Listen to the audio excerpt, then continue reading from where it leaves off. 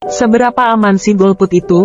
Mari kita kaji makna golput dalam pemilu ya guys ya. Golput, singkatan dari golongan putih atau golongan putus asa, adalah suatu aksi politik di mana seseorang memilih untuk tidak memberikan suaranya pada saat pemilihan umum. Pada pemilihan umum di Indonesia, angka golput selalu menjadi catatan yang cukup signifikan. Tahun 2019, angka golput mencapai hampir 30%.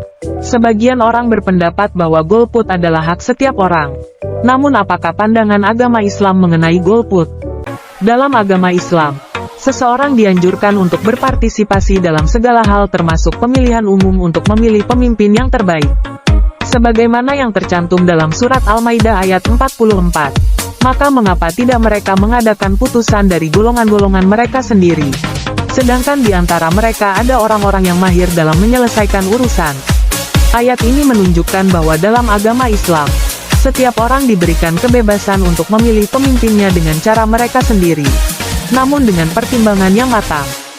Dalam pandangan Islam, golput pada pemilihan umum dianggap sebagai tindakan yang bertentangan dengan prinsip kegotong royongan atau tolong-menolong yang terdapat dalam ajaran agama Islam.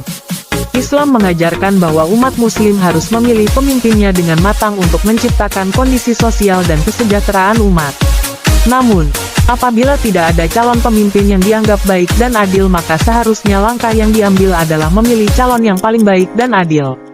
Pilihan tersebut harus didasarkan pada kriteria pemimpin yang adil dan berpotensi membawa kemaslahatan umat. Sebagai umat Islam, kita harus memilih pemimpin berdasarkan kaidah panduan Islam dan tidak terpengaruh oleh janji-janji kosong dari para calon pemimpin. Tentu saja, keputusan untuk golput ataupun tidak mempunyai sisi positif dan negatifnya masing-masing.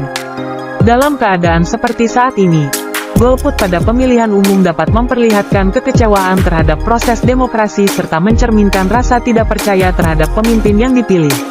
Namun tidak memilih pada pemilihan umum juga berarti tidak berpartisipasi dalam membangun demokrasi di Indonesia.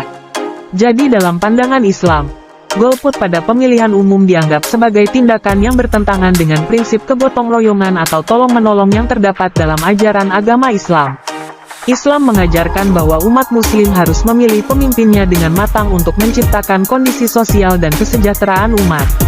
Namun, apabila tidak ada calon pemimpin yang dianggap baik dan adil maka seharusnya langkah yang diambil adalah memilih calon yang paling baik dan adil. Pilihan tersebut harus didasarkan pada kriteria pemimpin yang adil dan berpotensi membawa kemaslahatan umat. Kita harus mempertimbangkan segala hal dengan matang sebelum memilih untuk melakukan golput pada pemilihan umum.